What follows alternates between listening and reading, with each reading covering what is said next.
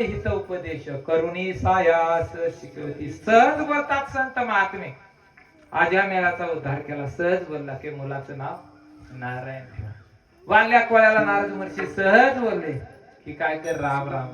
राम म्हणता येत नव्हतं वाल्याला. जडत्व निर्माण मारा मारा म्हणत होता. पण मारा मारा का होईना सहज बोलले.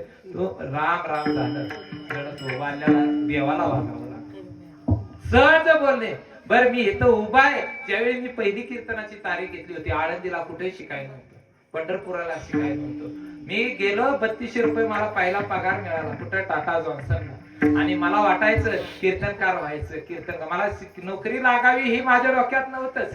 पण शिकल्यामुळे नोकरी लागली. पण टाटा जॉन्सन मधनं परत आळंदीला शिकाय. पण पैसा चेंगाट स्वभाव आणि पैसाही कमी असल्यामुळं आळंदीलाही जाता आलं नाही. फक्त बाबांचा सहवास घडला आणि 12 बिघात पहिली तारीख मी अशी डेअरिंग वर घेतली.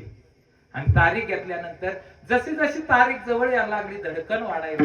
आणि धडकन वाढल्यानंतर मी बाबाकडे आलो. म्हटलं आता बाबा म्हणतात तारीख तर तू घेतली आता तुला करावं लागेल. काही कर. खोटं बोल पण रिटून बोल. सहज बोललो मला. खोटं बोल पण रिटून बोल. हा मंत्र मला असा बिनला काय सांगू. मी अर्धा तास 15 मिनिटात गप बसलो नाही. 2 तास पहिलं कीर्तन केलं.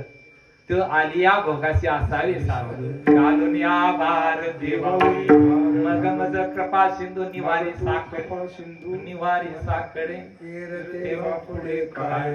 हा अभंग इंगळे महाराजांचं प्रसिद्ध इंगळे महाराज आहेत.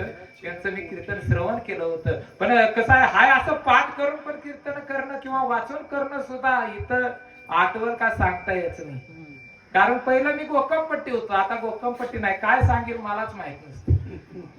कारण इथं आपुली आबळे मी नाही बोलत. सका कृपावंत वाचा त्याची साळुंकी मंजुळ बोलत देवानी शिकवी धनी वेगळाची. इथं आल्यानंतर काय बोलू काय काय चॅप्टर पैशासाठी बोलतात तो भाग वेगळा.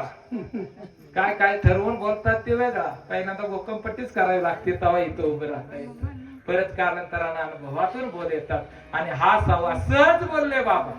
आणि सहज जर एखादा घडत नसले तर त्यांना सायास करून शिकवतात.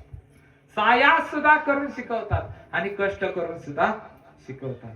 म्हणजे सहज बोलणे हित उपदेश करुणी सायास शिकविते. आणि तुकाराम महाराज सांगतात की संत महात्मे तुम्हाला मला कसं सांभाळतात ते तुका म्हणे वत्स देनू येते